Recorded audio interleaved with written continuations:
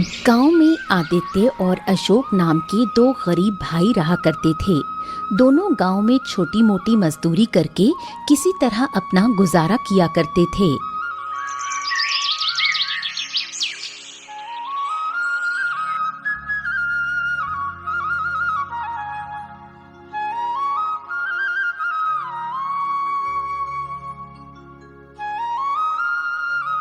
शाम के समय आदित्य अपने घर पर आता है और अपने भाई को मौजूद न पाकर अपनी पत्नी रज्जो से पूछता है। रज्जो, अरे ये अशोक कहाँ गया? अभी तक लौटा क्यों नहीं? तुम्हारा भाई तो अब एकदम निकम्मा हो गया है। न कोई काम करता है, न कमा कर लाता है। दिन भर बस यूं ही गांव की गलियों में आवारागर्दी करता रहता है। ये सुनकर आदित्य का चेहरा गुस्से से तमतमा उठा। दरअसल आदित्य अंदर से बेहद लालची किस्म का व्यक्ति था। आने दो, आज उस नालायक को तो बताता हूँ मैं। बड़ा आया।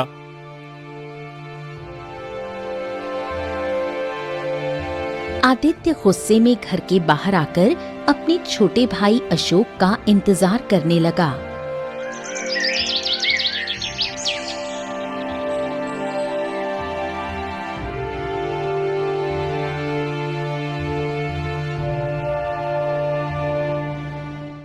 क्यों रे, कहाँ मर गया था तू अशोक? हैं? भैया, वो काम की तलाश में गया था। बड़ा आया काम की तलाश में। अरे बस यूं ही काम की तलाश में ही घूमता रहेगा या कुछ करेगा भी? अरे कोई भी छोटा मोटा काम पकड़ ले। ये घर मुफ्त की रोटियों का अड्डा नहीं है और मैं कोई मूर्ख नहीं हूँ जो दिन रात मेहनत करके कमाऊं और तू आवारा घूमते हुए हराम की खाए। अरे मेरी बीवी है, कल को बच्चे होंगे, उनके बारे में भी सोचना है मुझे। समझ गया? ये कहकर आदित्य गुस्से में घर के अंदर चला गया। अपने भाई की कड़वी बातों से अशोक अंदर तक टूट गया और बिना कुछ खाए ही चुपचाप सो गया।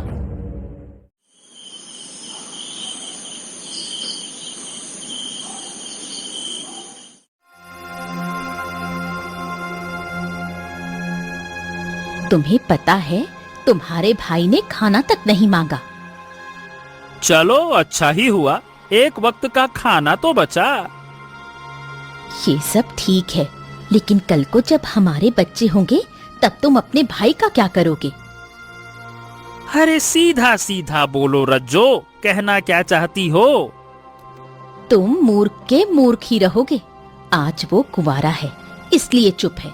कल को उसकी भी बीवी आएगी और वो भी इस घर में हिस्सा मांगेगी। आधा घर तो उसके हिस्से में चला जाएगा। फिर हमारे बच्चों के लिए क्या बचेगा? ये सुनकर आदित्य एकदम चौंक गया। अच्छा, तो फिर क्या करना चाहिए रज्जो? करना क्या है, उसे साफ कह दो या तो काम करके घर का खर्चा उठाए, वरना घर छोड़ दे। जो नहीं कमाता उसका इस घर पर कोई हक नहीं। आदित्य तो वैसे ही मन लंबे समय से अपने भाई को घर से निकालने की योजना बना रहा था।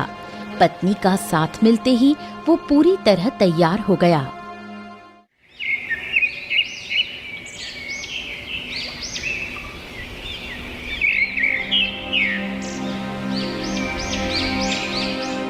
देखो भाई अशोक, मैं क्या कह रहा हूँ कि पिताजी ने ये घर हमारे नाम बराबर बराबर किया था, लेकिन अब तो तुम मेरी ही कमाई की रोटी खा रहे हो। अब भैया, आप कहना क्या चाहते हैं? मैं कुछ समझ नहीं पाया।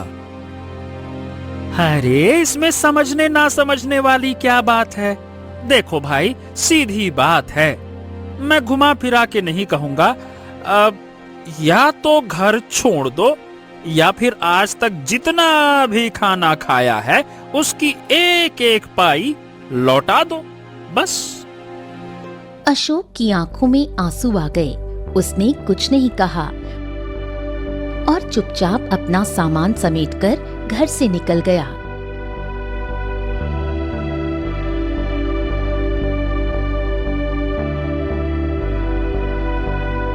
इधर अशोक अपनी आंखों में आंसू लिए गांव के एक पेड़ के नीचे बैठ गया। तभी वहां से गांव का मुखिया गुजरा। अरे क्या बात है अशोक, क्या हो गया? तुम ऐसे उदास क्यों बैठे हुए हो? हाँ, क्या कहूँ मुखिया जी, भैया ने मुझसे मेरे खाने पीने का हिसाब मांग लिया। कहते हैं कि आज तक उनके घर में उनकी कमाई से जितना भी खाया है उसका एक एक पाई मैं उनको दे दूं। जितनी भी रोटी खाई है उसकी कीमत चुका दूं, नहीं तो घर छोड़ दूं। अब काका, आप तो जानते हैं कि मैं बेरोजगार हूँ, कहाँ से चुकाऊंगा? इसीलिए छोड़ दिया घर, चला आया। सब कुछ पीछे छोड़कर, सब पीछे छोड़ दिया मैंने। अशोक का चेहरा आंसुओं से भीगा हुआ था। अब वो पूरी तरह अकेला हो गया था। बस बस बस बस, शांत हो जा बेटा, शांत हो जा। दिल छोटा मत कर अशोक। गांव के बाहर मेरी एक पुरानी झोपड़ी है, बरसों से खाली पड़ी है। तुम चाहो तो जब तक चाहो वहां रह सकते हो, जाओ। हाँ मुखिया जी, मैं जीवन भर आपके इस उपकार को नहीं भूलूंगा। बहुत बहुत धन्यवाद आपका, बहुत बहुत धन्यवाद। मुखिया मुस्कुराते हुए वहां से चला गया।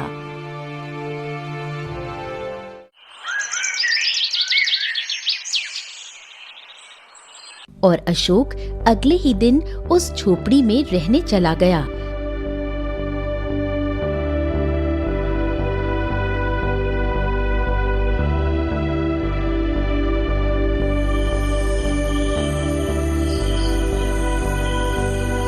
अशोक रात भर बड़ी मेहनत से झोपड़ी की साफ सफाई करता रहा और मेहनत के बाद उसने झोपड़ी को रहने लायक बना दिया।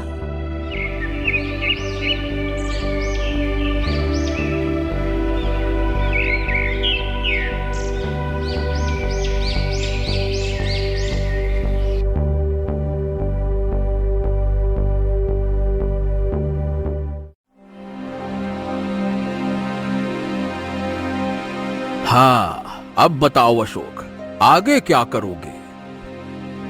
मुखिया जी, मैं कोई बड़ा काम तो नहीं जानता, बस मजदूरी करना ही आता है मुझे। देखो बेटा, गांव छोटा है, यहाँ मजदूरी का काम मुश्किल से मिलता है, लेकिन जंगल में लकड़ियां काटो और दूसरे गांव में बेचो, ये बड़ा अच्छा काम है। लकड़ियां अच्छे दामों में बिकती हैं और कमाई भी बढ़िया हो जाती है। अशोक को मुखिया की सलाह पसंद आई।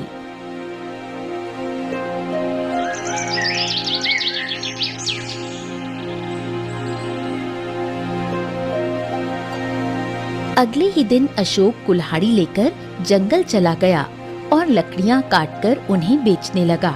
कुछ ही समय में उसकी आमदनी अच्छी होने लगी।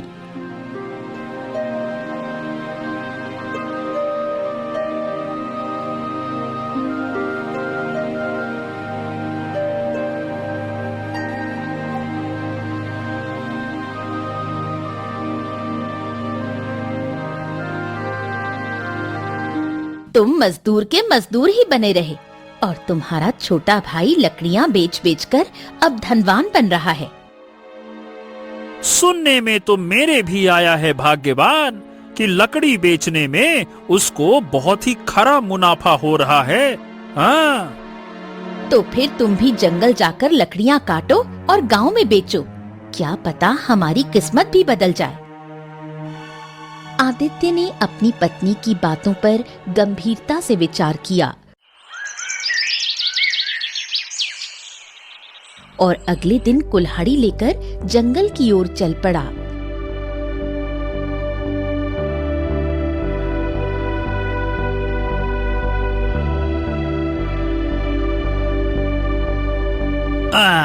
हाँ, ये पेड़ की लकड़ियां बड़ी मजबूत लग रही हैं।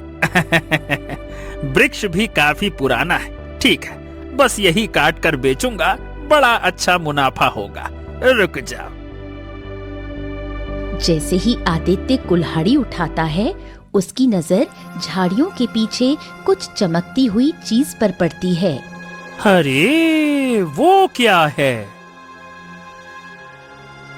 वो दौड़कर झाड़ियों की ओर गया और देखा एक सुनहरा चमकदार अंडा वहाँ पड़ा हुआ था जो चमकीले कीड़ों की तरह चमक रहा था। ओह, हे भगवान, हे भगवान, हे भगवान, तूने तो पहले ही दिन मेरा भाग्य बदल दिया। सोने का अंडा। अगर पहले पता होता तो मैं तो कभी मजदूरी ही ना करता। तभी एक भारी सी आवाज आदित्य के कानों में गूंजी। इस अंडे को ले जाने से पहले एक बात सुन ले। इस अंडे को अपनाना होगा, तभी तेरा भाग्य बदलेगा। अचानक पीछे से आई आवाज से आदित्य चौंक गया और पीछे पलटा। इस अंडे के साथ जो कुछ भी तुझे मिलेगा उसे अपनाना होगा, तभी ये तेरा भाग्य बदलेगा। हाँ हाँ साधु महाराज, क्यों नहीं अपनाऊंगा। ये अंडा भी मेरा हो गया और जो कुछ भी इसके साथ है वो भी मेरा है।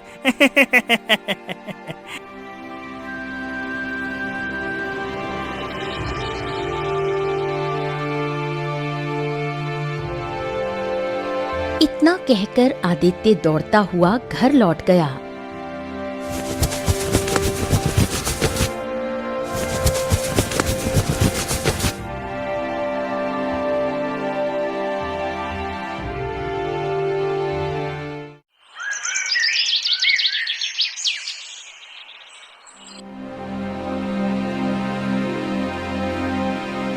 अरे, ये अंडा तो काफी बड़ा लग रहा है और ये पूरा सोने का है। कहाँ से मिला? जंगल में, और कहाँ। और सुनो, एक साधु मिले थे। उन्होंने कहा कि इस अंडे के अंदर से जो कुछ भी मिलेगा उसे अपनाना होगा, तभी ये अंडा हमारा भाग्य बदल देगा। अजी, छोड़िए उन साधुओं की बातों को। जरा सोचो, इस अंडे को कितने अच्छे दाम पर बेच सकते हैं। पूरा खेत खरीद सकते हैं। हाँ, बात तो तुम सही कह रही हो। वैसे भी वो साधु पहेलियों में बातें कर रहा था। जो मिलेगा अपनाना होगा। अरे, जब सोने का अंडा ही मिल गया है, बस अंडे का मिलना ही तो मेरे भाग्य का बदलना है। आदित्य की आंखों में चमक आ गई। एक काम करता हूँ भाग्यवान, कल सुबह ही राजगढ़ जाकर इसे अच्छे सुनार को बेच आता हूँ।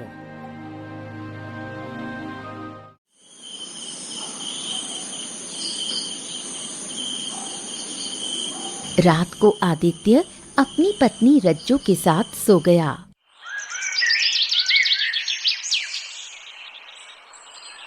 हरिओ रज्जो, मेरी प्यारी रज्जो, उठो। मैं राजगढ़ की ओर जा रहा हूँ।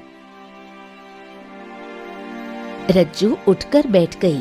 आदित्य जैसे ही सोने के अंडे को उठाने ही वाला था कि अंडा अचानक हिलने लगा और देखते ही देखते फट गया। अंडे के अंदर का दृश्य देखकर आदित्य और रज्जू दोनों स्तब्ध रह गए। अरे, इसके अंदर तो मैना पक्षी है और ये तो घायल लग रही है, बहुत ही बीमार है। मैना पक्षी धीरे धीरे आंखें खोलकर उन्हें देखने लगी। अरे, लेकिन भाग्यवान, साधु महाराज ने तो कहा था कि अंडे के अंदर जो कुछ भी होगा उसे अपनाना होगा। लेकिन ये तो बहुत ही घायल और एक बीमार मैना है। अगर इसे घर में रखेंगे तो फालतू में गंदगी करेगी और हो सकता है बीमारी भी फैला दे। बताओ, तुम क्या कहती हो? तुम सही कह रहे हो। तो फिर इसका क्या करें? इसे फेंक देते हैं। अरे नहीं नहीं नहीं नहीं, इसे फेंकते नहीं है। एक काम करते हैं ना, इसे अशोक को दे देते हैं। अशोक जैसा मूर्ख ही इसे पाल सकता है। हमें तो बस सोने के अंडे से मतलब है। ऐसे में चिड़िया भी सुरक्षित, अंडा भी हमारे पास और बेचकर मुनाफा ही मुनाफा। पहली बार तुमने कुछ सही कहा है। आदित्य मैना पक्षी को उठाकर सीधा अशोक की झोपड़ी की ओर चला गया।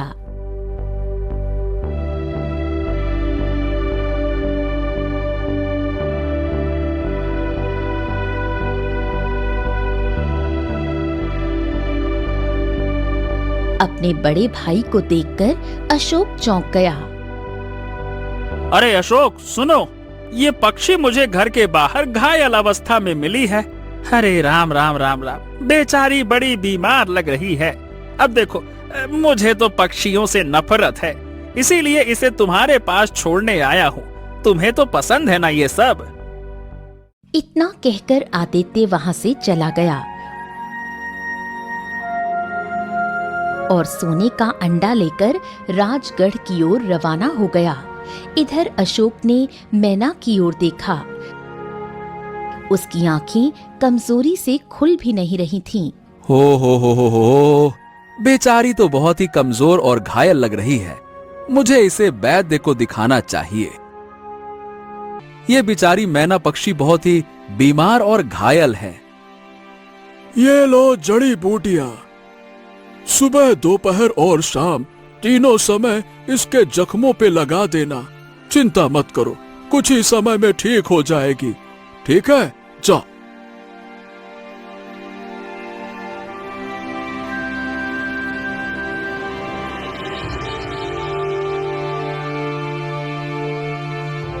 अशोक मैना को लेकर झोपड़ी लौट आया और दिन रात उसकी सेवा में लग गया।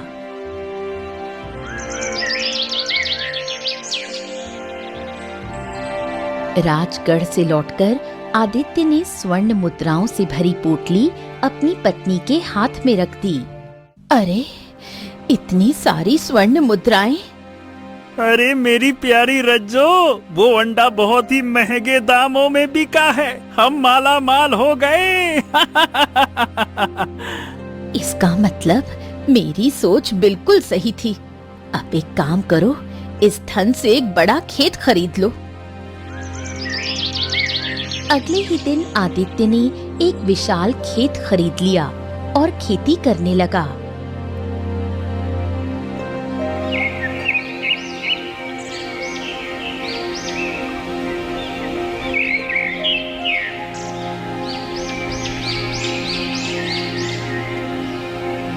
कुछ ही समय में आदित्य की आमदनी बढ़ने लगी। उसका घर अब सुंदर और संपन्न हो गया। इसे कहते हैं किस्मत। तुम्हारा मूर्ख भाई तो अब भी झोपड़ी में है और उस मैना पक्षी की सेवा में ही लगा है। अच्छा हुआ हमने साधु महाराज की बातों पर ज्यादा ध्यान नहीं दिया। वो तो कह रहे थे अंडे के अंदर जो कुछ है उसे अपनाना होगा, तभी तुम्हारा भाग्य बदलेगा। अरे साधु महाराज कहाँ से जाने हम कितने चालाक हैं। अगर हम उसे अपनाते तो ना तो हमारे पास धन आता और ना ही मान सम्मान। हम भी अशोक की तरह ही गरीब रह जाते, मैना को पालते हुए। क्यों, सही कहा ना मैंने? ये कहकर आदित्य हंसने लगा और रज्जो भी उसके साथ हंसी में शामिल हो गई।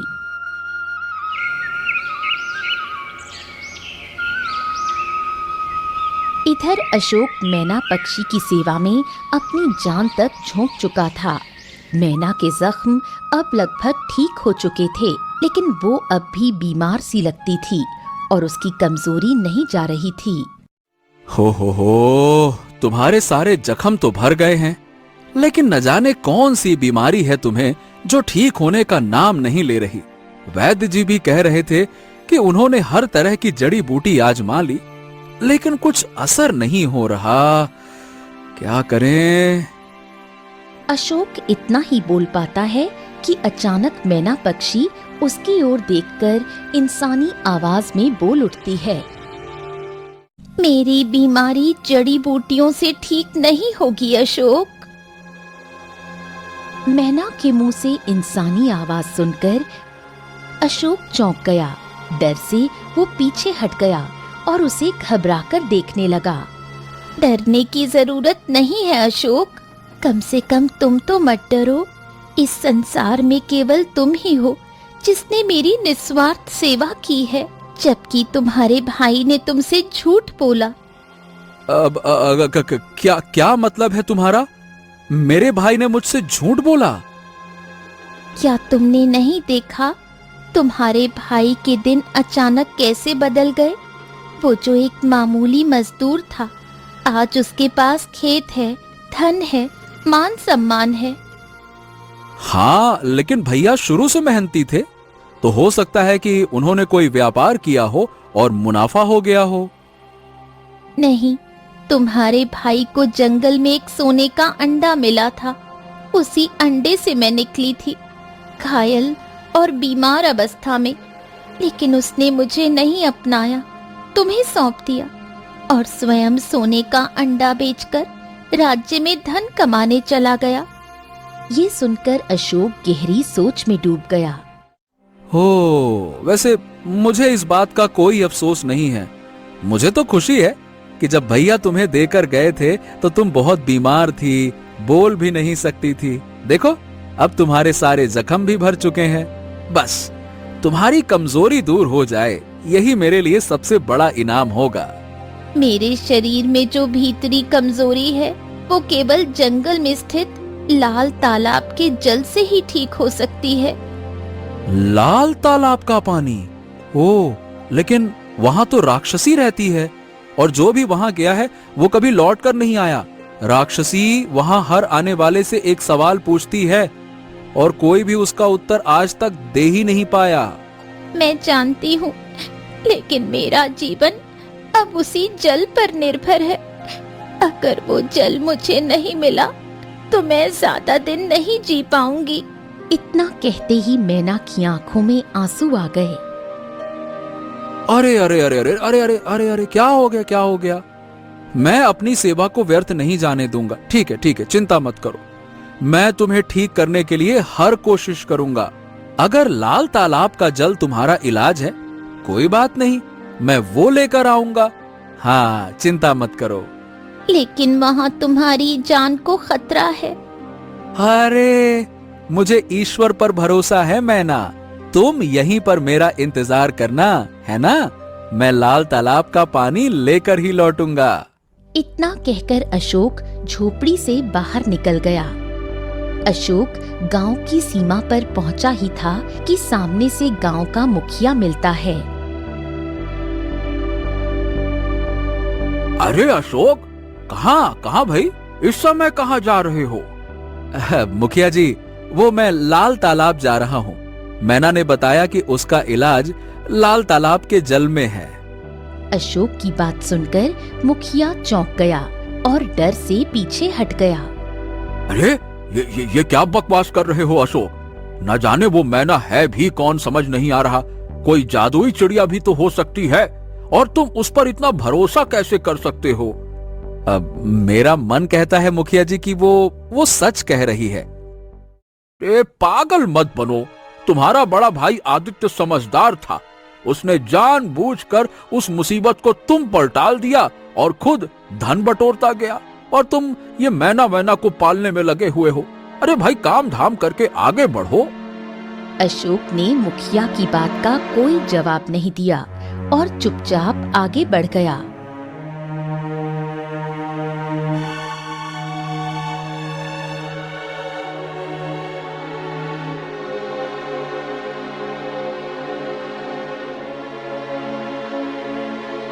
अरे जाओ भाई जाओ, अपने भाई को रोको। वो लाल तालाब जा रहा है, उसकी जान को खतरा है, खतरा। मुखिया की बात सुनकर आदित्य और उसकी पत्नी रज्जो जोर जोर से हंसने लगे। मुखिया जी, अब तो आपको सारी घटना समझ में आ ही गई होगी कि मैं कैसे धनवान बना। अब आपसे क्या ही छुपाना। अंडे के अंदर वही मैना थी जो मैंने उस अशोक को दे दी। अब वो उसका पालन पोषण कर रहा है, मुझे क्या करना है? उसे तो उसी समय उस मैना को बाहर फेंक देना चाहिए था, लेकिन वो तो सेवा करने बैठ गया। अब तो हद हो गई है रज्जो। लाल तालाब का पानी लेने चला गया। इससे बड़ा मूर्ख तो मैंने अपने जीवन में ना देखा।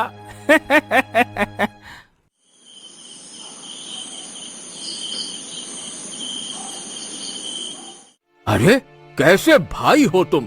अरे तुम्हारा छोटा भाई मौत के मुंह में जा रहा है और तुम उसका मजाक उड़ा रहे हो। मुखिया जी, रात बहुत हो गई है, आप भी अपने घर जाइए, सोइए और हमको भी चैन से सोने दीजिए। अशोक अब मेरा भाई नहीं रहा। मैं एक धनवान आदमी हूँ और मैं गरीबों से कोई रिश्ता नहीं रखता। चलिए, शुभ रात्रि, नमस्ते, जाइए। मुखिया गुस्से से क्या तुम्हें पता है लाल तालाब में राक्षसी वास करती है? हाँ साधु महाराज, मैं सब जानता हूँ, लेकिन मैं बस किसी भी तरह से मैना की जान बचाना चाहता हूँ। क्यों? एक साधारण पक्षी के लिए अपनी जान खतरे में क्यों डाल रहे हो? इंसानियत के नाते साधु महाराज।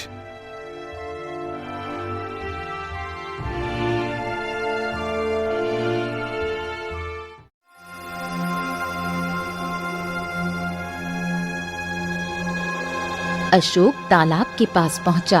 तभी जल से एक गंभीर आवाज गूंज उठी।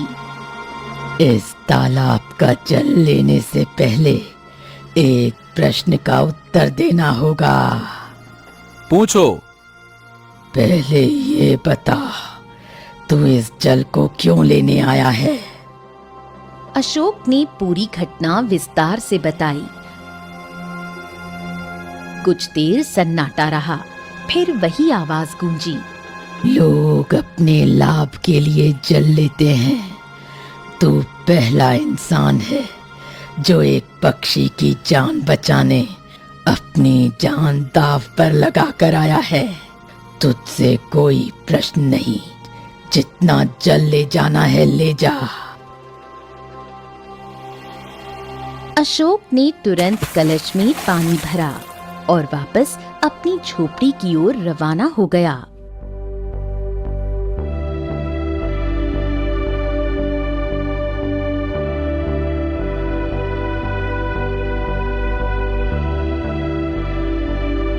झोपड़ी में मैना पक्षी अब भी उदास बैठी थी।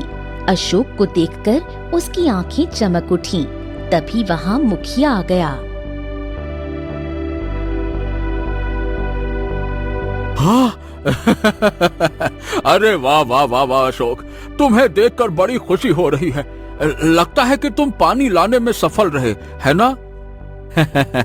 हाँ मुखिया जी, मैं पानी ले आया। तभी आदित्य और रज्जो वहां पहुंच गए। अरे ये क्या? मैं तो ये सोचकर आया था कि अब तेरी मौत की खबर मिलेगी, लेकिन तू तो। अशोक ने कोई उत्तर नहीं दिया। वो सीधे कलश को मैना के आगे रखता है। हाँ, अब लो मैना, पहले तुम जल पियो। मैं तुम्हें इस हालत में और नहीं देख सकता। पियो पियो पियो, आराम से पियो, लो।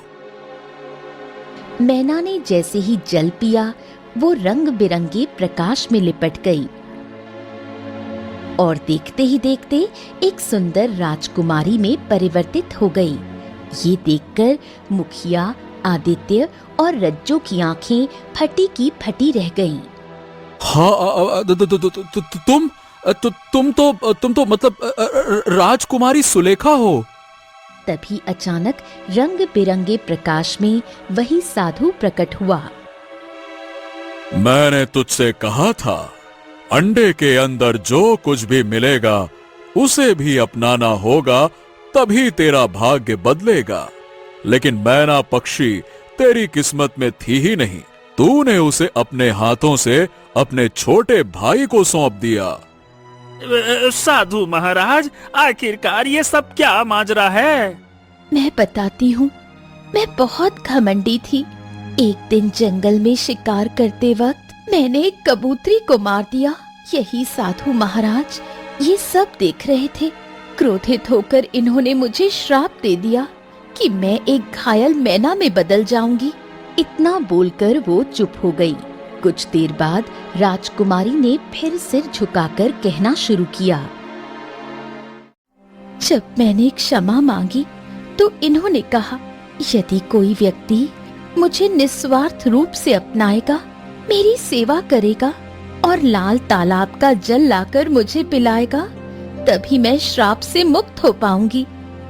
इसीलिए मैंने आदित्य को चेताया था, लेकिन उसने धन चुना और तूने सेवा। मेरे पिता बहुत प्रसन्न होंगे। मेरा कोई भाई नहीं है और मैं तुमसे ही विवाह करूंगी। तुम ही इस राज्य के भावी राजा होगे। अशोक मुस्कुराने लगा और आदित्य और रज्जो सिर झुकाकर वहीं खड़े रह गए। राजकुमारी सुलेखा अशोक को महल में ले गई और विवाह कर लिया। अशोक अब पूरे राज्य का राजा बन गया।